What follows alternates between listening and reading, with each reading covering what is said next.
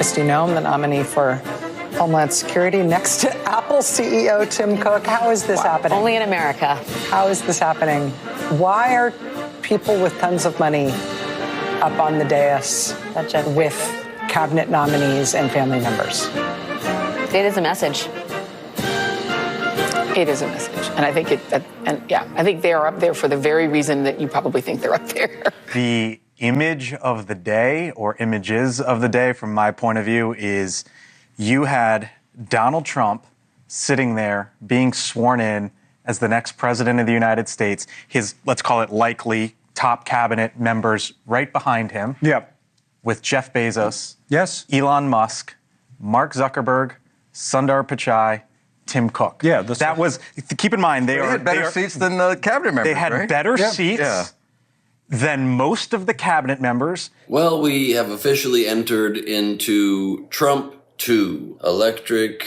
Oh, we are screwed. I think that's the name of the film officially. Listen, I mean, in fairness to the new president, the new old president, the new president, he did the little break in between to commit felonies. He's in there, but this time it's going to be different. He is a man of the people now. He cares about lowering grocery prices. The president-elect is moving the goalposts on some of his pledges, like lowering the price of groceries.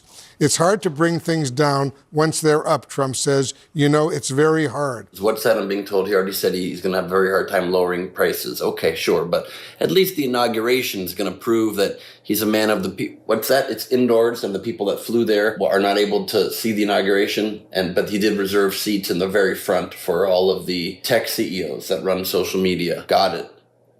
Jeff Bezos, the billionaire owner of the Washington Post and Amazon and that space company, standing in front of RFK Jr. You see, an oligarchy is taking place here in America. And if you don't know what an oligarchy is, it's when a bunch of rich, oily guys, or oligarchs, gain all the power, and the government serves only to serve them and not the people. But I'm sure that won't get out of control right off the bat. I mean, yes, they were there seated ahead of the president's own cabinet, and in a very limited amount of seats. It was basically them, RFK Jr. and Carrie Underwood, who waited a very long time to start singing.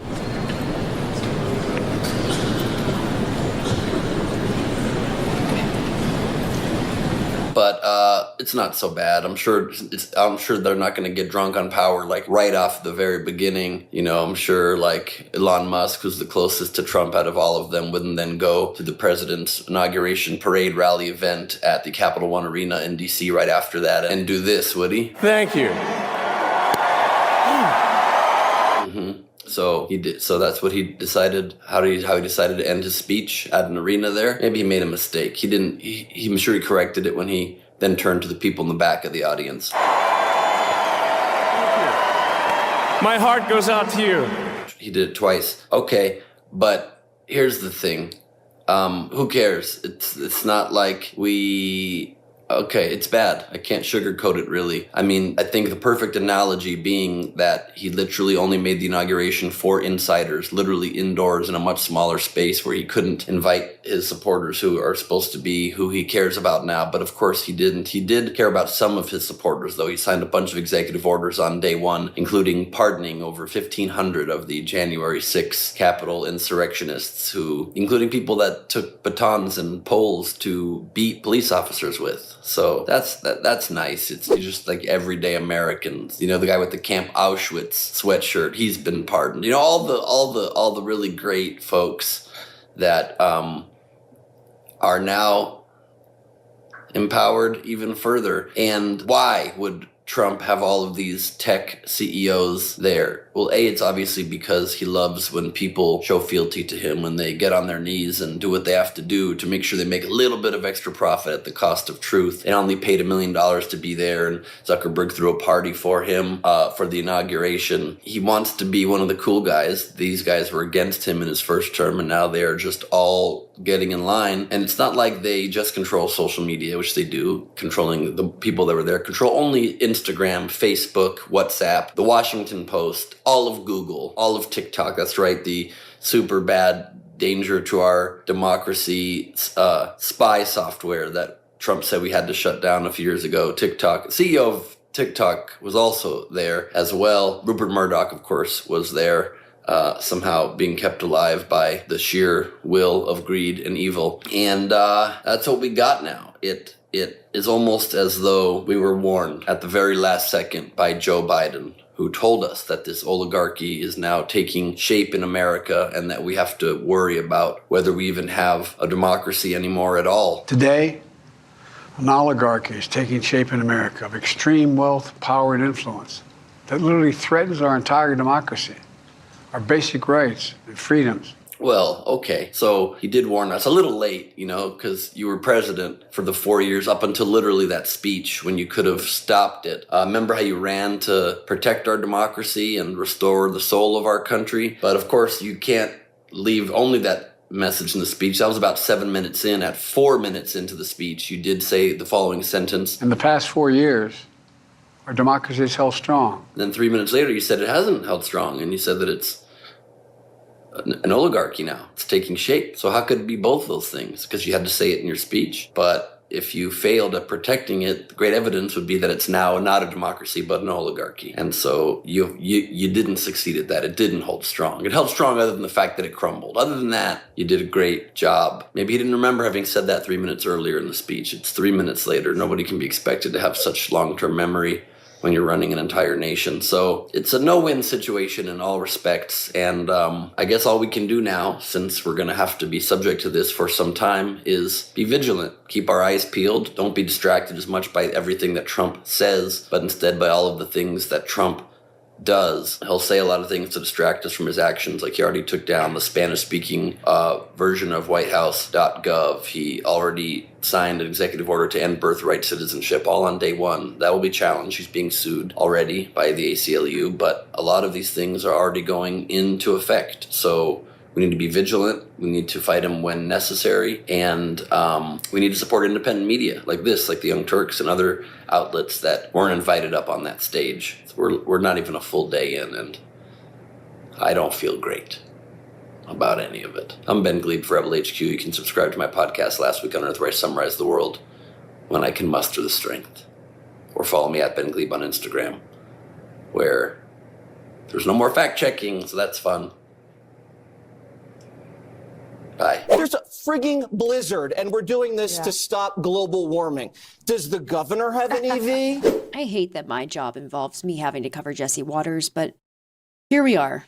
So this was the day before the fires escalated in LA. This was the day before being climate change deniers on Fox News. Climate change isn't real, but it's destroying the planet, and Los Angeles is on fire, but it's really not climate change, and how dare we try to do something about it, even though it's burning down most of Los Angeles. But you know what we can blame this on? You know how we can angle this? It's DEI. That's the problem. And now you have no water in the fire hydrants, and people are using garden hoses. I saw a guy pouring milk onto his fire. It's so unacceptable, and it's DEI, and it's also corruption. The last 3 people that ran this utility in LA, one was a DEI hire, First Native American. She was fired because she was such an idiot. Bass fired her. The other was caught taking bribes. He's in prison. And then the other one lost $40 million. So while all these people are focused on pronouns and fish you can't eat and scrubbing white people from the fire department, they can't even focus on water and fire and human life. God, you hire one black lesbian and suddenly white people and straight people no longer exist. Where did they go? You have one person go, oh, actually, I prefer they, them pronouns, and oh my God, my pronouns are USA. Listen, corruption exists, and it exists on both sides. And it has nothing to do with hiring a black person or a gay person to do a job. It has nothing to do with English grammar. They're not related. And you're right, corruption should be taken out, which is why you should probably be taken out of business, Jesse Waters. It's not global warming. It's black lesbians. How dare they exist and get jobs and work for income so they can pay their bills like the rest of us? As a lesbian, I can confirm that this is part of the gay agenda. We wanted to infiltrate fire departments Listen, if I don't turn it into a joke and a bit, it's just scary and sad. The world is literally burning.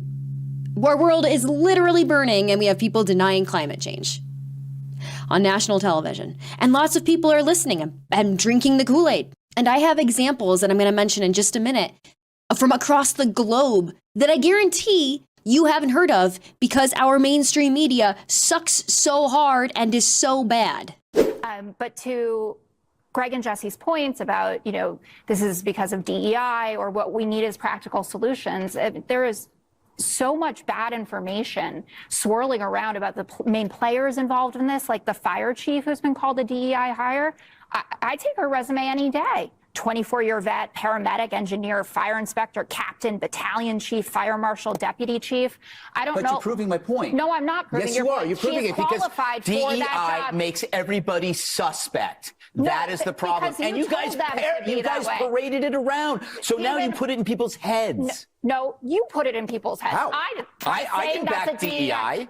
My girl Jessica coming in, calling it out for what it is. You see how DEI can literally eradicate any argument for how qualified that person. If the more qualified that person is, the more you're proving my point. See, she's been DE hired all over the place. Like, no, she's just qualified to do her job. No, you're putting it into people's heads. No, you're putting it in people's. No one thought about DEI until you mentioned it. You had to search for it and be like, oh, by the way, the fire chief trying to handle this is a black lesbian, DEI hire, bad at her job. No one was thinking that. You put it in people's heads. She was just a person who happened to be black and happened to be gay, and she was qualified for her job. Guess what? There are more of them. There are lesbians that exist in all kinds of jobs, and they're not DEI hires.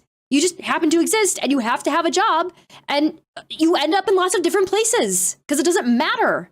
Yes, there have always been natural disasters. Yes, there have always been fires, but climate change is making it worse. That is a scientific fact. The hotter we get, and extreme heat waves are 5 times more likely these days than they were 150 years ago, the more the land dries out.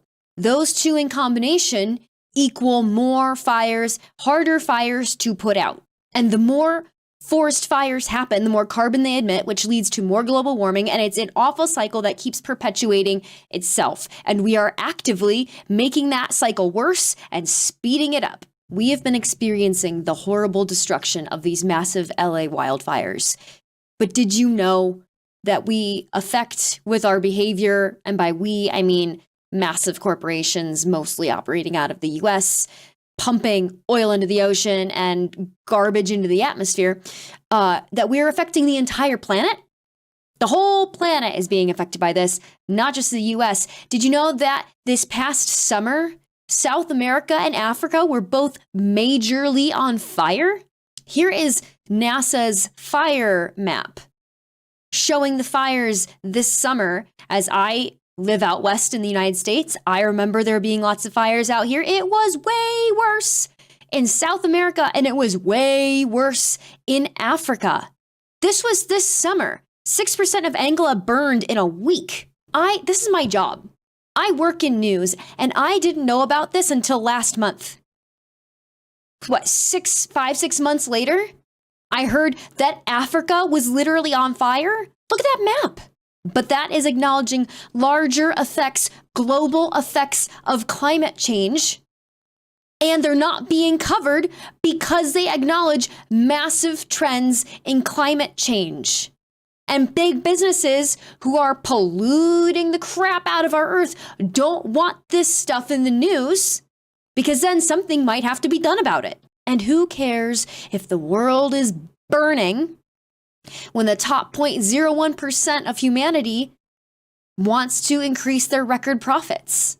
According to the Atmosphere Monitoring Service, 2024 experienced historic, not record, historic carbon emissions for the summer fire season in 2024.